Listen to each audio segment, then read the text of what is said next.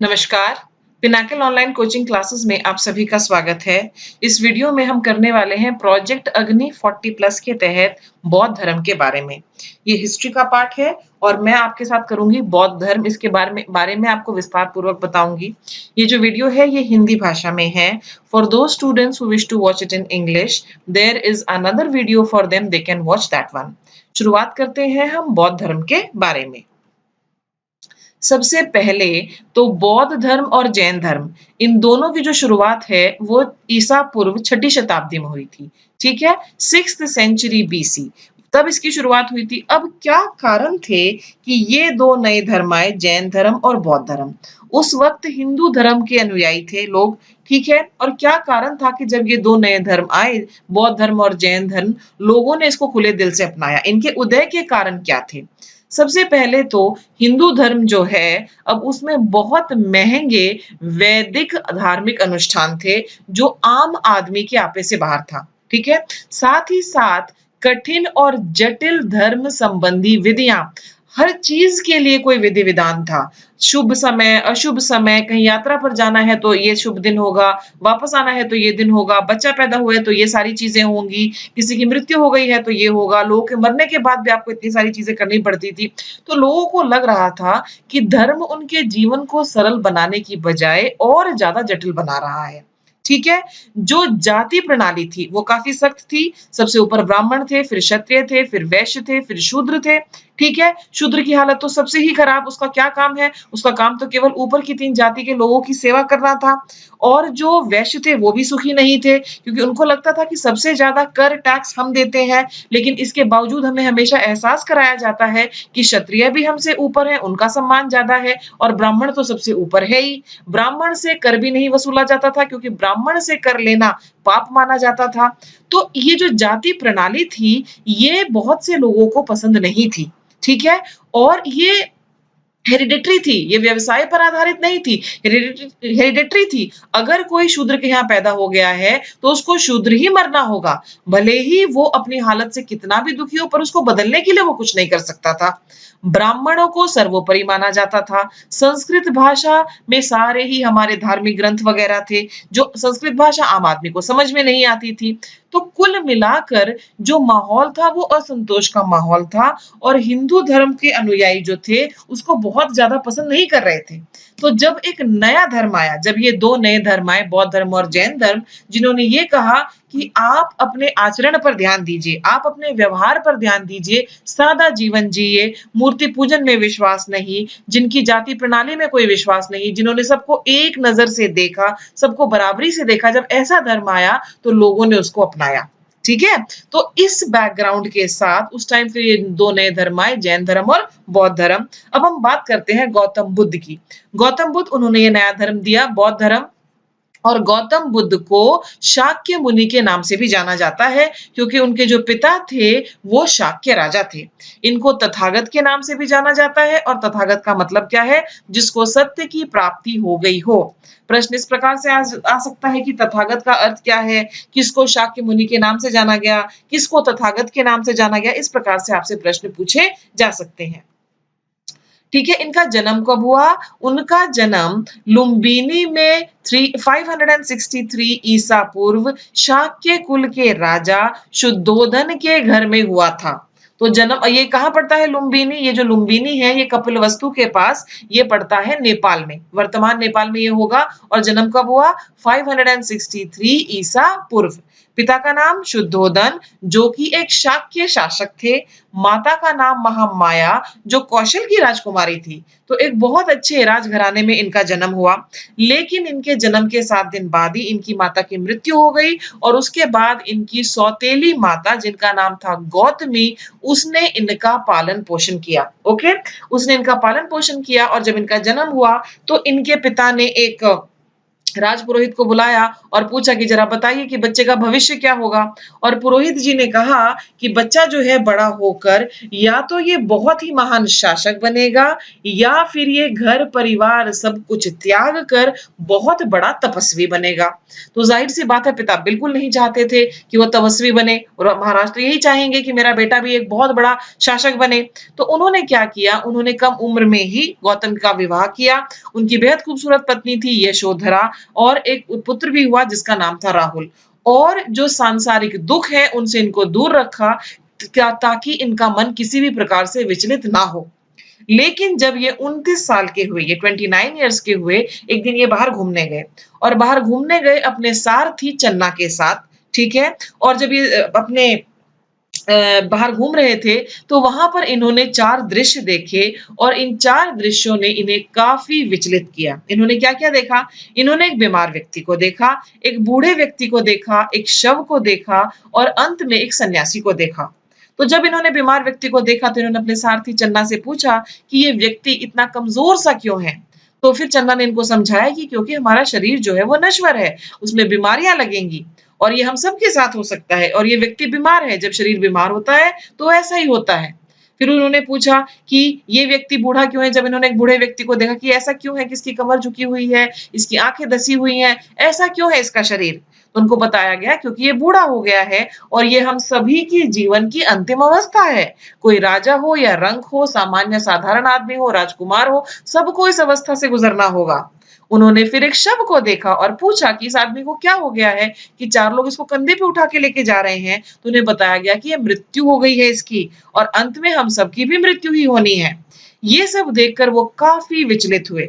आखिर में उन्होंने एक सन्यासी को देखा और सन्यासी को देखने के बाद उनको लगा कि ये कौन व्यक्ति है जिसके चेहरे पर किसी भी प्रकार के हाव-भाव नहीं है और मुझे लग रहा है कि ना तो ये दुखी है, ना सुखी है, ये काफ़ी शांत मन का है।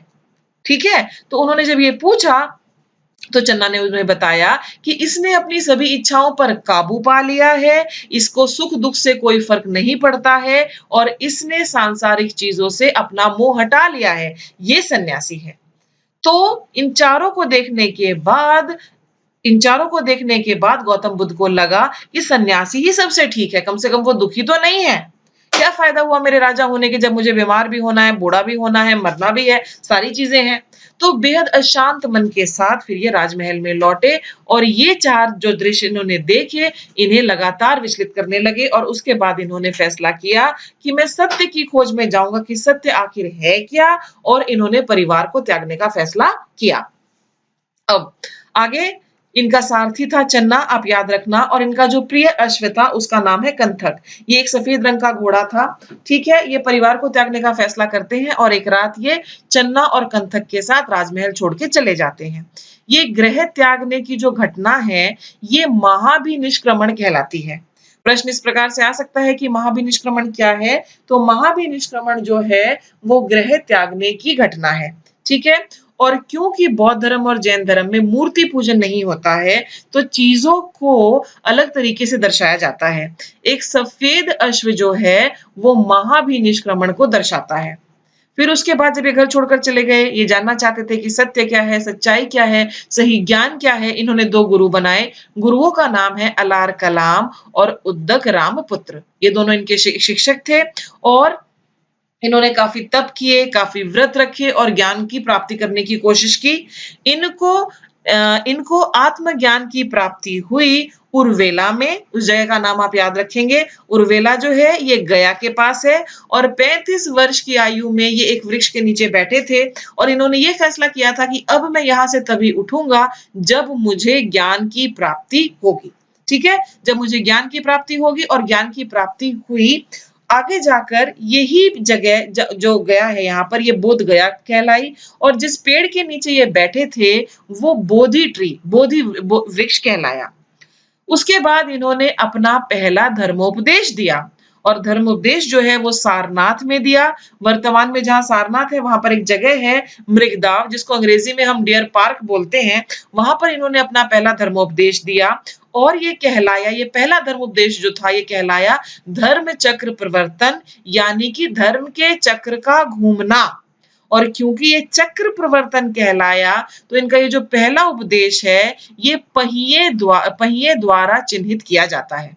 ठीक है, इसमें आप सब कुछ याद रखना कि इनके सारथी का क्या नाम था, इनके अश्व का क्या नाम था, महाभिनिष्क्रमण क्या है, इनके गुरुओं का क्या नाम था, इनको किस आयु में आत्मज्ञान की या ज्ञान की प्राप्ति हुई, इन्होंने पहला धर्मोपदेश कहाँ दिया, धर्म चक्र परिवर्तन क्या है, ये सभी चीजें बेहद महत्वपूर्ण है। इनकी मृत्यु के बारे में बात करते हैं अब हम। इनकी जो मृत्यु है वो हुई है 483 बीसी में, 483 ईसा पूर्व में मल्ल गणराज्य में इनकी मृत्यु हुई। प्रश्न इस प्रकार से आ सकता है कि कौन से गणराज्य में इनकी मृत्यु हुई, आप याद रखना मल्ल रिपब्लिक, मल्ल गणराज्य में इनकी मृत्यु हुई और इनकी मृत्यु कहलाती है महापरिनिर्वाण। मृत्यु कहलाती है महापरिनिर्वाण। 80 वर्ष की आयु में इनको मृत्यु हुई, इनकी मृत्यु हुई थी, इनका निधन हो गया और इनकी जो मृत्यु है वो स्तूप के द्वारा दर्शाई जाती है, वो स्तूप के द्वारा दर्शाई जाती है। ये सारी चीजें आप याद रखना। अब आगे हम बात करते हैं बौद्ध धर्म के 3 स्तंभों की। बौद्ध धर्म के 3 स्तंभ हैं और वो है स्वयं गौतम बुद्ध, जो धर्म उन्होंने दिया वो धम्म, और तीसरा है हमारा संघ। संघ क्या है, मठों में जितने भी बौद्ध भिक्षु रहते हैं, जो भिक्षुणियां रहते हैं, उनका जो संगठन है वो कहलाता है संघ। प्रश्न इस प्रकार से आ सकता है कि निम्नलिखित में से क्या बौद्ध धर्म के 3 स्तंभों में से नहीं है, आपको पता होना चाहिए। ठीक है, तो बुद्ध धर्म और संघ। अब मैं बात करती हूँ कि जब वो वृक्ष के नीचे बैठे थे उनको कौन से आत्मज्ञान की प्राप्ति हुई थी। जो उन्होंने कहा कि उनको जो ज्ञान की प्राप्ति हुई थी वो क्या थी, क्या निष्कर्ष निकाला था उन्होंने। उन्होंने जो निष्कर्ष निकाला था वो ये था कि दुनिया में 4 महान सत्य हैं। ठीक है, दुनिया में 4 महान सत्य हैं और पहला सत्य ये है कि दुनिया दुखों से भरी है, सर्व जन दुखाए, ऐसा दुनिया में कोई भी प्राणी नहीं है जो सुखी हो। ठीक है, सब दुखी हैं। हमें एक दूसरे को देख के लगता है कि ओ ये ज्यादा सुखी है, परंतु ऐसा नहीं है, हर कोई दुखी है। और इस दुख का कारण क्या है, दुख का कारण है हमारी इच्छाएं। इच्छाओं का अंत नहीं है, इच्छाओं का अंत नहीं है। हम एक चीज की इच्छा करते हैं, जब वो पूरी हो जाती है दूसरी की इच्छा करते हैं, तीसरी की इच्छा करते हैं, तो इसलिए ये हमारे दुखों का कारण बनती है। इच्छाओं पर विजय प्राप्त करके दुखों को दूर किया जा सकता है। अगर कोई शख्स चाहता है कि मैं दुखी ना रहूं तो उसे क्या करना है, उसे अपनी इच्छाओं पर विजय पानी है, उसे उसे अपनी इच्छाओं पर विजय पानी है, केवल तब वह अपने दुखों को दूर कर सकता है। अब इच्छाओं पर काबू कैसे पाया जाए, इच्छाओं पर काबू पाने के लिए आपको अष्टांगिक मार्ग का अनुसरण करना होगा। और अष्टांगिक मार्ग क्या है, अष्ट मतलब 8, मार्ग मतलब रास्ता। तो आपको 8 पॉइंट्स बताए इन्होंने, 8 बिंदु बताए कि अगर आप ये चीजें अपनाएंगे तो फिर आप अपनी इच्छाओं पर काबू पाएंगे और भविष्य में दुखी नहीं होंगे। अब हम देखते हैं कि अष्टांगिक मार्ग क्या था। अष्टांगिक मार्ग में इन्होंने कहा कि उपयुक्त विश्वास, आपका विश्वास जो है वो सही हो, उपयुक्त विचार, आपके विचार सही हो, आपके कर्म सही हो, आपकी आजीविका सही हो, आप सही बोले, आपकी वाणी सही हो, आपका प्रयास सही हो, स्मरण शक्ति सही हो और एकाग्रता सही हो। जब ये सारी चीजें होंगी, आपके विचार सही होंगे, आपकी वाणी सही होगी, आपकी जो आजीविका है वो सही होगी, आप सही दिशा में प्रयास करेंगे, जब ये सारी चीजें होंगी तब एक इंसान अपनी इच्छाओं पर काबू पा सकेगा और फिर वो सुखी रह सकेगा। ठीक है, साथ ही साथ जो बौद्ध धर्म है वो घोर तपस्या आदि पर बहुत अधिक बल नहीं देता है। जैन धर्म जो है वो बहुत सारे व्रतों पर जोर देता है, वो प्रायश्चित वगैरह करने पर, फास्ट पेनेंस वगैरह पर जोर देता है, पर बौद्ध धर्म ऐसा नहीं है। बौद्ध धर्म जो है वो मध्य मार्ग का अनुसरण करने की सलाह देता है, क्योंकि जब स्वयं गौतम बुद्ध जो हैं वो अलार कलाम और के नीचे शिक्षा पाने की कोशिश कर रहे थे, तो उन्होंने सब कुछ करके देखा। वो महीनों महीनों भूखे रहकर भी उन्होंने देखा, बहुत तप करने की कोशिश करके भी देखा और इस निष्कर्ष पर पहुंचे कि एक हमें बीच का रास्ता अपनाने की आवश्यकता है। न तो हमारा जीवन बहुत ज्यादा विलासपूर्ण हो, ठीक है, और न ही हमारा जीवन जो है बहुत ज्यादा कष्टों से भरा हो, तो एक बीच का रास्ता अपनाइए, इन सभी चीजों पर ध्यान दीजिए, तो एक इंसान जो है वो सुखी रह सकता है। अब हम बात करते हैं कि इनके विश्वास क्या थे। इनको निर्वाण में विश्वास था। निर्वाण क्या है, निर्वाण है जन्म और पुनर्जन्म के चक्र से मुक्ति। ठीक है। बौद्ध धर्म जो है ये विश्वास करता है कि किसी इंसान का पुनर्जन्म होता है, ठीक है। और हमारे जीवन का उद्देश्य क्या है? हमारे जीवन का उद्देश्य ये है कि हमारा पुनर्जन्म ना हो, और पुनर्जन्म ना हो इसके लिए हमें निर्वाण को प्राप्त करना होगा।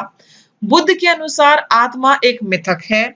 इनका जबरदस्त विश्वास था अहिंसा में, और साथ ही इन्होंने कर्म सिद्धांत में विश्वास किया, जैसी करनी वैसी भरनी। आज आप जैसा करेंगे कल आपको वैसा ही फल मिलेगा। संघ जो है ये बौद्ध धर्म का एक अभिन्न अंग है। और संघ क्या है? संघ में बौद्ध भिक्षु और भिक्षुनियां या तपस्विन रहते हैं। भिक्षु धम्म के मशाल वाहक के रूप में काम करते हैं, और ये बौद्ध धर्म के प्रचार प्रसार में बहुत ही महत्वपूर्ण भूमिका निभाते हैं। जो उपासक हैं वो अन्य भक्त हैं। एक बार एक प्रश्न इस प्रकार से आया था कि उपासक कौन है? तो उपासक जो है वो अन्य भक्त हैं जो संघ का हिस्सा नहीं होते हैं। इनको हम अंग्रेजी में ले वर्शिपर्स भी कहते हैं। अब मैं आपके साथ बात करूंगी बौद्ध धर्म से संबंधित बौद्ध संगीतियों की। ये बौद्ध धर्म से संबंधित जितना भी अब तक मैंने आपको डाटा बताया है उसमें सबसे ज्यादा महत्वपूर्ण है। ठीक है, संगीति क्या होती है? संगीति होती है सिंपल भाषा में एक मीटिंग। ठीक है, बौद्ध धर्म से संबंधित 4 टोटल मीटिंग्स हुई हैं। और ये 4 मीटिंग्स कहाँ हुई, कब हुई, किस राजा के नीचे हुई, अध्यक्ष कौन था, और उस मीटिंग में ऐसा क्या था जो महत्वपूर्ण था, जो आपको याद रखना चाहिए, वो सारी चीजें मैं आपको बताऊंगी। ठीक है, तो कुल हमारी 4 बौद्ध संगीतियां हुई। जो प्रथम संगीति हुई वो हुई थी 483 ईसा पूर्व, और उसी साल गौतम बुद्ध की मृत्यु हुई थी। जब गौतम बुद्ध की मृत्यु हुई तो महाकश्यप जो हैं उनको भय हुआ, उनको डर लगा कि कहीं ये इतना बढ़िया जो धर्म है, सधर्म है, इसका नाश ना हो जाए। इसलिए उन्होंने चाहा कि सारी चीजें जो गौतम बुद्ध ने कही, जो उन्होंने सिखाई, जो उनका धर्म था, जो इन्होंने नया धर्म दिया, ये लिखित में कर दिया जाए।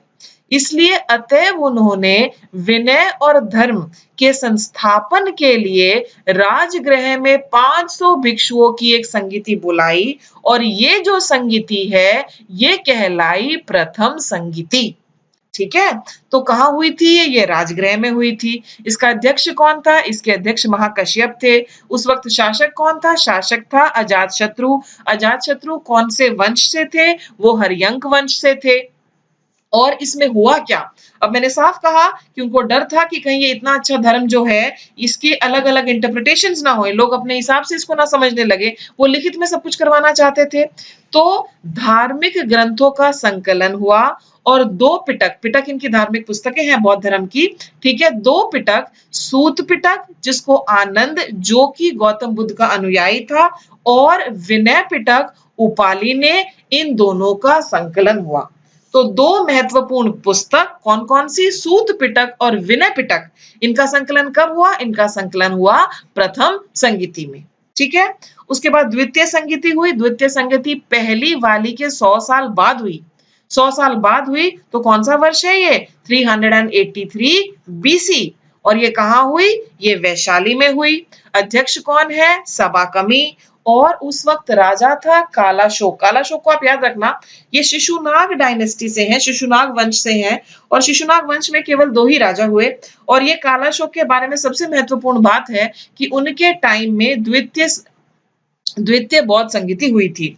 ठीक है, और इसी टाइम में बौद्ध धर्म जो है वो 2 हिस्सों में खंडित हो गया, स्थविर और महासांगिक। तृतीय संगीति कब हुई? अब उसके बारे में बात करते हैं। तृतीय संगीति 250 ईसा पूर्व हुई थी। ठीक है, अब ये पाटलिपुत्र में हुई। पाटलिपुत्र में हुई, और उस वक्त राजा कौन था? उस वक्त राजा था अशोक। और अशोक जो है वो मौर्य डायनेस्टी से है या मौर्य वंश से है। उस वक्त ये जो तृतीय संगीति हुई इसमें क्या हुआ? जैसे कि मैंने आपको बताया कि 3 पिटक थे, 2 तो बन ही चुके हैं, विनय पिटक और सूत पिटक। अब ये तीसरा है हमारा अभिधम्म पिटक, ये बना तृतीय संगीति में। और जो हमारे अध्यक्ष है उनका नाम क्या है? अध्यक्ष का नाम है तिस्मोगली पुत्र। चौथी संगीति हुई 72 एडी में। ठीक है, 72 एडी में हुई, कश्मीर में हुई ये। और इसके अध्यक्ष कौन है? इसके अध्यक्ष का नाम था वासुमित्र। उस वक्त राजा थे कनिष्क। कनिष्क ने बौद्ध धर्म के प्रचार प्रसार के लिए काफी काम किया, इसलिए उनको द्वितीय अशोक के नाम से भी जाना जाता है। ठीक है, ये कुषाण वंश के राजा थे और इस चौथी संगति में क्या हुआ कि बौद्ध धर्म के जो अनुयायी थे वो दो हिस्सों में विभाजित हो गए। एक है हमारा हीनयान और दूसरा है हमारा महायान। ठीक है, हीनयान वाले कौन है? हीनयान वाले वो हैं जो मूर्ति पूजन में विश्वास नहीं करते, मूर्ति पूजन में विश्वास नहीं करते। और महायान वाले कौन है? महायान वाले वो हैं जो गौतम बुद्ध की प्रतिमाएं बनाकर उनको पूजने लगे। देखिए, जब बौद्ध धर्म की शुरुआत हुई तो ये मूर्ति पूजन के विरोध में थे, क्योंकि ये हिंदू धर्म की एक कुरीति थी और ये चाहते थे कि हिंदू धर्म की कोई भी कुरीति नए धर्म में ना हो। लेकिन फिर धीरे-धीरे जैसे-जैसे समय बीतता गया हम देखेंगे कि हिंदू धर्म की बहुत सी कुरीतियां बौद्ध धर्म द्वारा भी अपना ली जाएंगी। तो महायान वाले कौन है? महायान वाले वो थे जो कि मूर्ति पूजक थे और हीनयान वाले वो थे जो मूर्ति पूजा में विश्वास नहीं करते थे। अब हम बात करते हैं बौद्ध साहित्य के बारे में। ठीक है, अब हम बात करेंगे बौद्ध साहित्य के बारे में और इसमें हम बात करेंगे सबसे पहले त्रिपिटक की। त्रिपिटक का शाब्दिक अर्थ क्या होता है? तीन पिटारी। त्रि मतलब तीन और पिटक मतलब पिटारी, तो तीन पुस्तकें हैं। ठीक है, विनय पिटक, सूत पिटक और तीसरा है हमारा अभिधम्म पिटक। ठीक है, विनय पिटक जो है ये मठ में अनुशासन के क्या-क्या नियम होंगे उसके बारे में है। मठ में अनुशासन के क्या-क्या नियम होंगे उसके बारे में है। उपाली इसके रचयिता हैं, ठीक है, और विनय पिटक में बौद्ध भिक्षु और भिक्षुणियों के आचार व्यवहार संबंधी नियमों का विस्तृत वर्णन है। आपसे प्रश्न ऐसे पूछा जा सकता है कि कौन से पिटक में बौद्ध भिक्षु भिक्षुणियों के आचार व्यवहार संबंधी नियमों का विस्तृत वर्णन है? तो वो विनय पिटक में है। विनय पिटक में है और इसके रचयिता कौन है? उपाली। फिर है हमारा सूत पिटक। सूत पिटक में बुद्ध के उपदेश हैं और रचयिता है आनंद। तीसरा है अभिधम्म पिटक। अभिधम्म पिटक में बौद्ध धर्म के दार्शनिक सिद्धांत हैं और जितनी भी ये बौद्ध धर्म की अधिकतर पुस्तकें हैं ये पाली भाषा में लिखी गई है, क्योंकि पाली जो भाषा थी वो जनता की भाषा थी।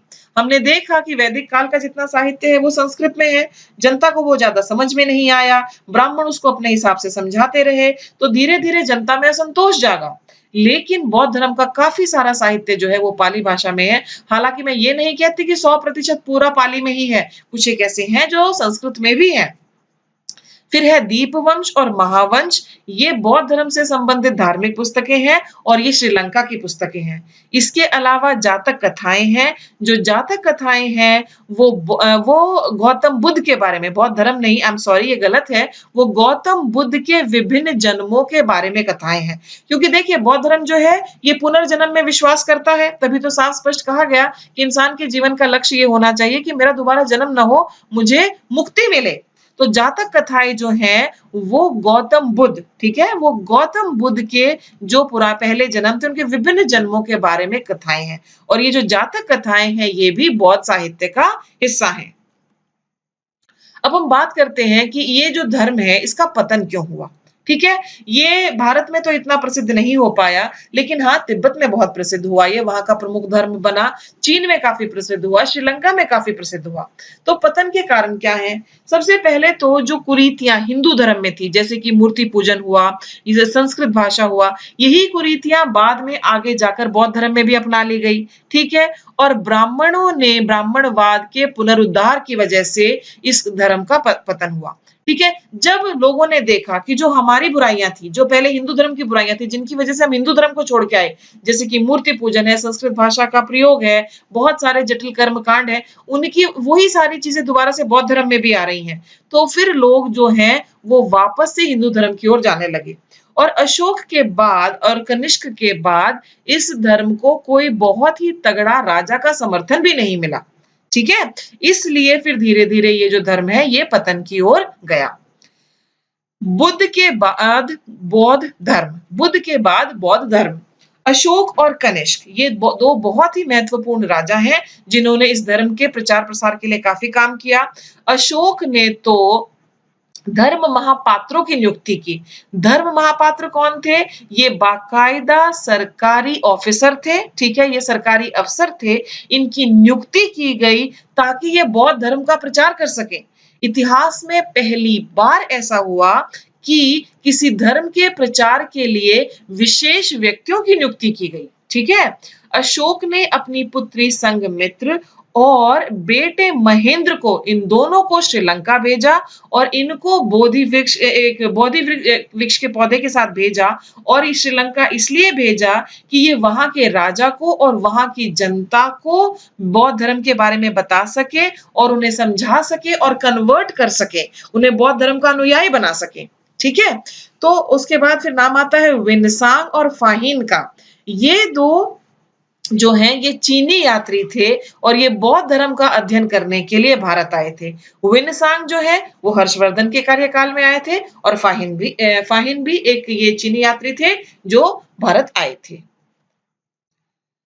आगे नालंदा से धर्म प्रचारक भिक्षु जिनका नाम है पद्मसंभव, वो तिब्बत को बौद्ध धर्म में परिवर्तित करने के लिए गए थे। प्रश्न आपसे पूछा जा सकता है कि पद्मसंभव कहाँ गए थे, वहां के लोगों को बौद्ध धर्म में परिवर्तित करने के लिए। आंसर है तिब्बत। या फिर इनका नाम भी पूछा जा सकता है कि तिब्बत को बौद्ध धर्म में किसने परिवर्तित किया, तो नाम क्या है इनका, पद्मसंभव। 6ठी शताब्दी में एक हुनों का शासक था जिसका नाम था मिहिरकुल। उसने बहुत से बौद्ध मठों का नाश किया और बहुत से भिक्षुओं पर आक्रमण किया क्योंकि वो बौद्ध धर्म का विरोधी था। साथ ही साथ बंगाल में भी एक शिवजी के भक्त थे राजा, और राजा का नाम था शशांक। बंगाल का राजा था शशांक और उन्होंने लगभग बोधि वृक्ष को करीब करीब नष्ट ही कर दिया था। ये भी आप याद रखना क्योंकि काफी बार इस प्रकार से प्रश्न आ जाता है कि वो कौन सा राजा था जिसने बोधि ट्री को पूरी तरह से नष्ट कर दिया था, बोधि वृक्ष को पूरी तरह से नष्ट कर दिया था। ठीक है। और कहते हैं कि उसके बाद इसकी जड़ों को दूध से सींचा गया था जिससे वृक्ष फिर से हरा भरा हुआ। अब हम चलते हैं इस प्रेजेंटेशन के आखिरी हिस्से पर, और आखिरी हिस्से में मैं आपसे बात करूंगी बौद्ध विश्वविद्यालयों के बारे में। बौद्ध विश्वविद्यालयों में सबसे पहले नाम आता है नालंदा का। ये संसार का सबसे प्राचीन आवासीय विश्वविद्यालय है। ठीक है। अब इसमें दाखला लेना बड़ा ही मुश्किल होता था क्योंकि एक बाकायदा परीक्षा हुआ करती थी। जब आप उस परीक्षा को क्लियर करेंगे तब आपका दाखला होगा, लेकिन एक बार आपका दाखला हो गया उसके बाद कोई खर्चा नहीं था। कुमारगुप्त के समय में, कुमारगुप्त जो कि गुप्त राजवंश से संबंधित है, उनके समय में इस विश्वविद्यालय की स्थापना की गई और ये बिहार में है। राजा ने 100 गांवों को दान किया था ताकि उन 100 गांवों से जो कर आता है, जो टैक्स आता है, वो इस विश्वविद्यालय के खर्चों को पूरा कर सके। अगला है हमारा विक्रमशिला। अगली है हमारी विक्रमशिला। विक्रमशिला विश्वविद्यालय कहाँ है, ये भी बिहार में है और इसको धर्मपाल जो कि राजा थे, पाल वंश के राजा थे, उनके समय में ये बनाई गई, राजा ने समर्थन दिया। सोमपुरी ये इसके लिए भी धर्मपाल जो है वो राजा थे, उन्होंने समर्थन दिया था। जगदल यूनिवर्सिटी, ये जो जगदल विश्वविद्यालय है, इसके लिए राजा का नाम है रामपाल, ये पाल वंश के राजा थे और बंगाल के राजा थे। फिर है हमारी उदंतपुरी जो है, इसको उदंतपुरी विश्वविद्यालय को की नींव रखी गई थी गोपाल के समय में, और गोपाल जो है वो संस्थापक थे पाल वंश के, उसके प्रथम राजा थे। वल्लभी विश्वविद्यालय जो है ये गुजरात में है। देख तो अगर आप ध्यान से देखें तो बहुत सारे राजा जो पाल वंश से संबंधित थे, उन्होंने बौद्ध विश्वविद्यालय के फलने फूलने में काफी समर्थन दिया। इसी के साथ ये जो हमारा प्रेजेंटेशन था बौद्ध धर्म के बारे में, ये खत्म होता है। मेरी शुभकामनाएं आपके साथ हैं। All the best.